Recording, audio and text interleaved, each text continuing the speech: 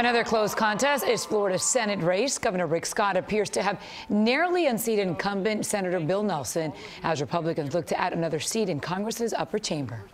Now that this campaign is behind us, that's where we're going to leave it. At least the campaigns I've been involved in are divisive and they're tough. And they really are actually way too nasty.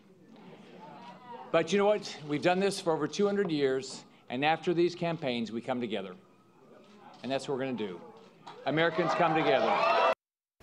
Governor Scott addressed his supporters just before midnight. He declared victory, but Senator Nelson has yet to speak publicly, the numbers showing why. Governor Rick Scott leads incumbent Bill Nelson by only a slight margin. While the race has been called by some, it could be headed for a recount. If the vote difference is 0.5%, a statewide recount will be ordered by the Secretary of State. CBS 4's David Sutta was at Scott's victory rally in Naples.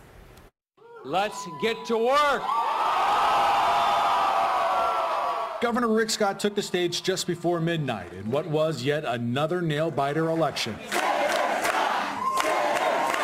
Scott getting emotional. I had the most wonderful mom. As he retold the story of coming from nothing to where he is at this very moment. She never would believe that I'd be a governor or a U.S. senator. In 2010 and 2014, Scott won his election by roughly 1%.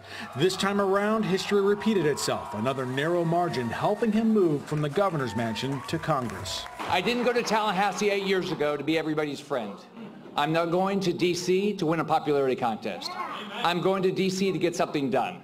He touted his plan to eliminate waste to make the federal government more effective. We all know that change is never popular, especially when you're talking about how you're going to change government.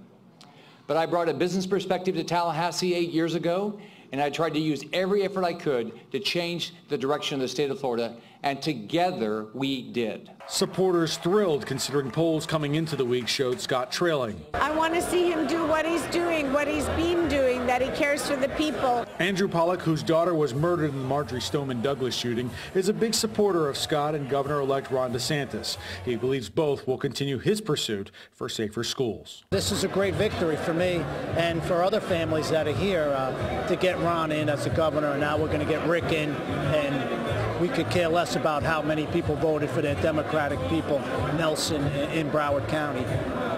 We're going to hold people accountable, and I'm very happy about that. As Scott's supporters partied into the night, he pledged to represent all of Florida the best way he knows how. We will change, like we did in Florida, the direction of Washington, D.C. Leave it to Florida to always be a surprise. Yet another close election for Rick Scott. He says as he looks forward, he doesn't want to look back. He doesn't even want to look at those polls that he says got it all wrong. From Naples, David Sutta, CBS 4 News this morning.